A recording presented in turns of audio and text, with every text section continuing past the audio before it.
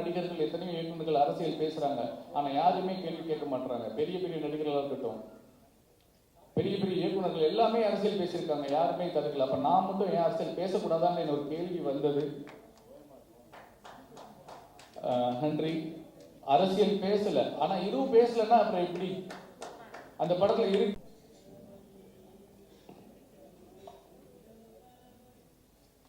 மண்ணுக்கும் மக்களுக்கும் வணக்கம். மேடையில் இருக்கும் சாதித்த கலைஞர்களுக்கும் பத்திரிகை மீடியா உறவுகளுக்கும் சிறப்பு வணக்கம். நான் இங்க சந்தோஷமா வாழ்த்துறதுக்கு தான் வந்தேன்.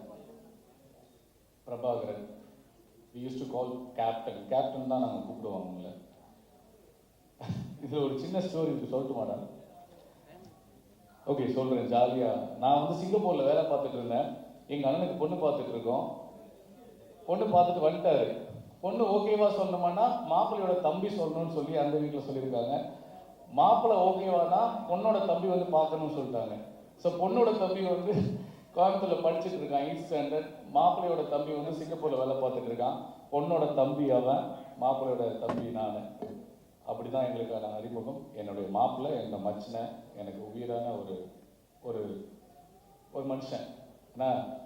ஆனா என்ன பார்த்துதான் நீ சினிமாவுக்கு வந்திருக்கான்.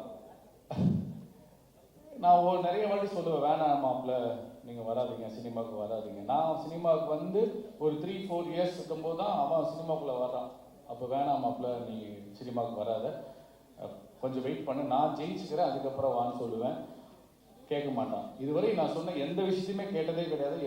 எனக்கும் அவனுக்கு சண்டை பயங்கரமாக வரும். என் கூட தங்கியிருந்தா ஒரு டைம் சண்டை போட்டு போயிட்டான். இன்ன வரைக்கும் அவனாக தான் இருக்கான். அவன் ஒரு விஜய் நான் சொல்கிறோம் இல்லையா, ஒரு வாட்டி என் முடிவு பண்ணிட்டான், என் பேச்சு நானே கேட்க மாட்டேன்ற மாதிரி. அவன் கேரக்டரே எப்படி தான், எக்ஸ்ட்ரா பண்ண மாட்டான்.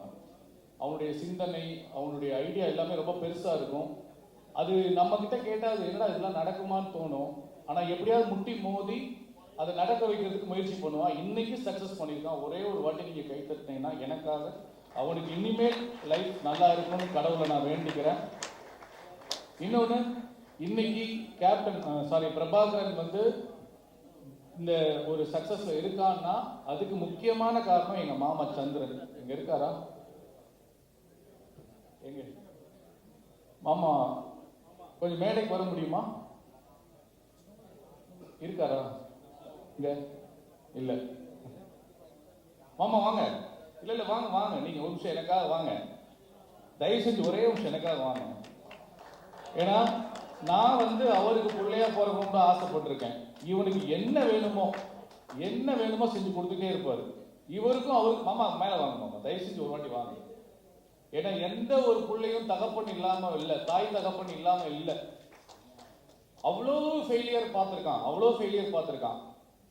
நிறைய பேர் ஏமாத்திருக்காங்க பிரபாவை. இது வரைக்கும் நான் பிரபாவுக்காக எங்கேயுமே பேசினது கிடையாது. இன்னைக்கு நான் பேசலன்னா நான் நல்ல மச்சனாவும் இருக்க, மாமனாவும் இருக்க மாட்டேன், ஒரு ஃப்ரெண்டாகவும் இருக்க முடியாது. ஸோ இவரை வந்து நீங்க கை தட்டி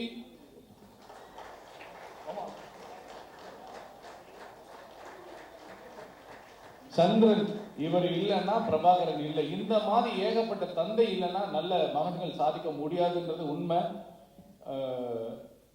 தேங்க்யூ மாமா. இவரை பார்த்து நான் வந்து நிறைய டைம் பொறாமப்பட்டிருக்கேன். இவருக்கு நான் பிள்ளையா பிறந்திருக்கலாமே அவன்கிட்டே சொல்லுவேன் நான். ஏன்னா அந்த அளவுக்கு தன் பிள்ளையோட கனவுகளுக்கும் தன் பிள்ளையோட ஆசைகளுக்கும் திட்டினா கூட திட்டி சண்டை போட்டுருவாரு, அதுக்கப்புறம் பணம் போட்டு விட்டுருவாரு. இது வரைக்கும் இவன் இழந்த பணம் எனக்கு தெரிஞ்சு 3-4 கோடி இருக்கும். இந்த 15 வருஷத்துல சினிமாவுக்காக இழந்த பணம் 3-4 கோடி இருக்கும். அதுக்கு பின்னாடி நிறைய இழந்திருக்கோம் நாங்க. இருந்தாலும் அவன் லட்சியம் அவனுக்குன்னு ஒரு இடத்துக்கு வரணும், யாரோட ஒரு சப்போர்ட் இல்லாம நம்ம ஜெயிக்கணும் அப்படின்றதுல போராடிட்டு இருக்கான். இன்னைக்கு உண்மையாவே இவனுடைய வெற்றி, இது வரைக்கும் நான் அவனுடைய வெற்றி எதுவுமே நான் பாராட்டல, இந்த வெற்றியை உண்மையாவே பாராட்டுறேன்.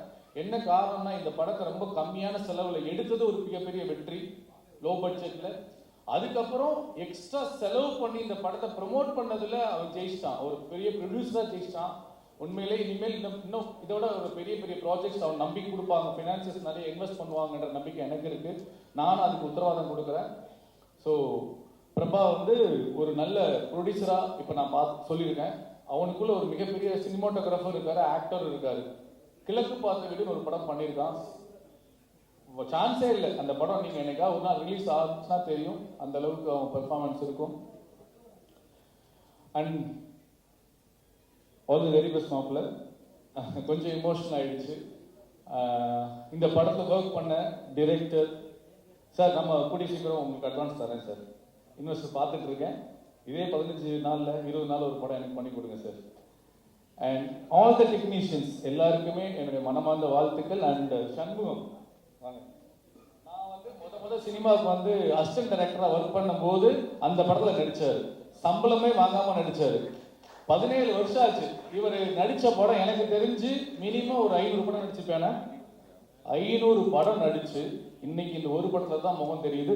தயவு செய்து உங்க எல்லா கேமராவும் இவரை பதிவு பண்ணுங்க. எனக்கு ரொம்ப சந்தோஷமா இருந்தது.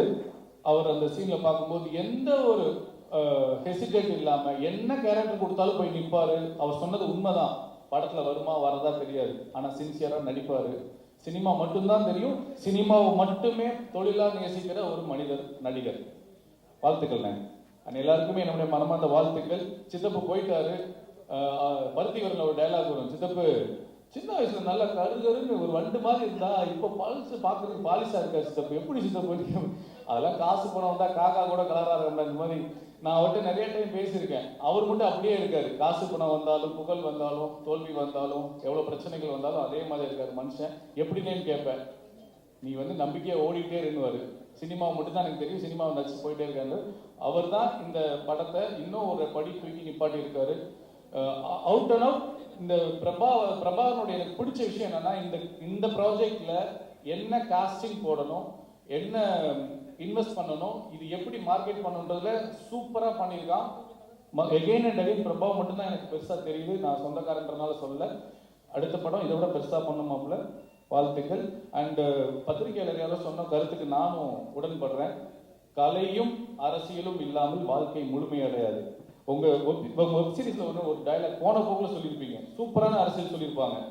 இந்த விமான நிலையெல்லாம் ஒருத்தர் அவருடைய இடத்தை எழுதி கொடுக்காம யாருமே ஒன்றும் பண்ண முடியாது, அது சென்ட்ரல் கவர்மெண்ட்டாக இருந்தாலும் சொல்லி ஒரு சின்ன வார்த்தையை அழகாக ஒரு டைலாகா சூப்பராக சொல்லியிருப்பீங்க சார். அதுக்காக எங்கள் தமிழக வெற்றிக் கழக தலைவர் விஜய் அண்ணா வந்து பெருசாக போராடிட்டு இருக்காரு.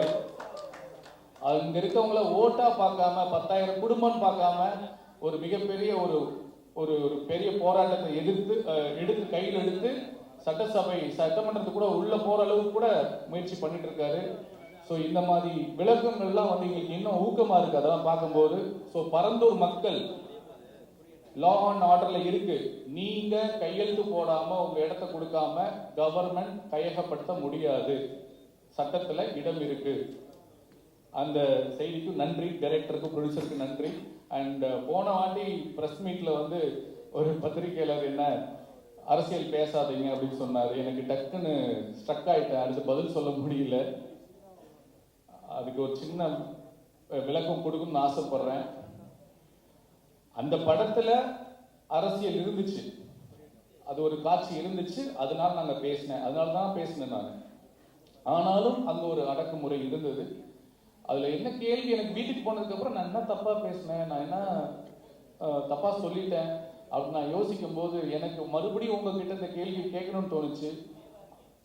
அரசியல் இந்த ஆடியோ லான்ச்ல வந்து நான் சொன்ன கலையும் அரசியலும் இல்லாமல் வாழ்க்கை முழுமையடையாது. எத்தனையோ நடிகர்கள், எத்தனையோ இயக்குநர்கள் அரசியல் பேசுறாங்க, ஆனா யாருமே கேள்வி கேட்க மாட்டாங்க. பெரிய பெரிய நடிகர்களாக இருக்கட்டும், பெரிய பெரிய இயக்குநர்கள் எல்லாமே அரசியல் பேசியிருக்காங்க, யாருமே தடுக்கல. அப்ப நான் மட்டும் ஏன் அரசியல் பேசக்கூடாதான்னு ஒரு கேள்வி வந்தது.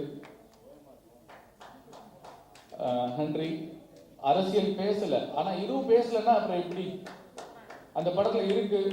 பத்திரிகையாளர் உங்ககிட்ட தான் நாங்க பேச முடியும், வேற எங்க நான் கேட்க முடியும்?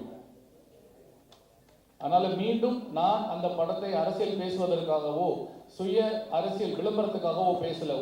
ஒரு சிட்டிசன், ஒரு பொறுப்புள்ள மனிதனா அந்த கேள்வியை நான் கேட்டேன். அந்த கேள்வி கேட்ட பத்திரிகையாளருக்கும் நான் அதுதான் விளக்கம் கொடுக்குறேன்னு நான் நினைக்கிறேன். Thank you so much. அண்ட் இந்த சட்டமும் நீதியும் வெப்சீரிஸை அடுத்த இடத்துக்கு இதான் ஃபர்ஸ்ட் டைம் பார்க்குறேன். பத்திரிகையாளர்களுக்கு ஒரு thanks meet. Super, hats up to all the சட்டம் நீதி டீம். அண்ட் ஒரே ஒரு ரெக்வஸ்ட், அந்த சினிமா பத்திரிகையில சேர்த்துக்கோங்களேன் எடிட்ல. நீங்க பிரிச்சு பார்க்கல அல்ல, இருந்தாலும் கலை அரசியல் தான் ஒரு வாழ்க்கை, மனிதனோட வாழ்க்கையில மிக மிக முக்கியமானது. இன்னைக்கு நம்ம இங்க இருக்கோம்னா இது சினிமா பத்திரிகையாளர்கள். ஓகே ஓகே, நான் கவனிக்கல, இருந்தாலும் நீங்க அதை ஒரு வாட்டி போட்டுருங்க. அண்ணா நான் ஒரு ஏரி போட்டு பார்த்தீங்களா, அது உங்களுக்கு மட்டும்தானே. இது இல்ல, அவர் மனசளவுல உண்மையா தான் சொல்றாரு, இருந்தாலும் வெளிப்படையா கன்வே ஆகணும்ல. அப்ப அரசியல் சட்டமன்றம் இருக்கு, பாராளுமன்றம் இருக்கு, ரோட்ல போய் பண்ற பத்திரிகையாளர் இருக்காங்க. இங்க நம்ம பத்திரிகையாளர்கள் இவங்க தான். நம்ம சினிமாவை, நம்ம நடிப்பை, நம்ம திறமையை மக்கள் கொண்டு போறவங்க இவங்க தான். அதனால சினிமா பத்திரிகையாளர் போடுங்க, நம்ம பிரசாத்ல அவங்க போடுங்க, நம்ம பத்திரிகையாளரோட குறிப்பு அங்க போடுங்க. ஒரு தாழ்மையான வேண்டுகோள், தப்பா எடுத்துக்காது. ஓகே, நல்லதையே நினைப்போம், நல்லதையே விதைப்போம், நல்லதே நடக்கும். நன்றி, வணக்கம்.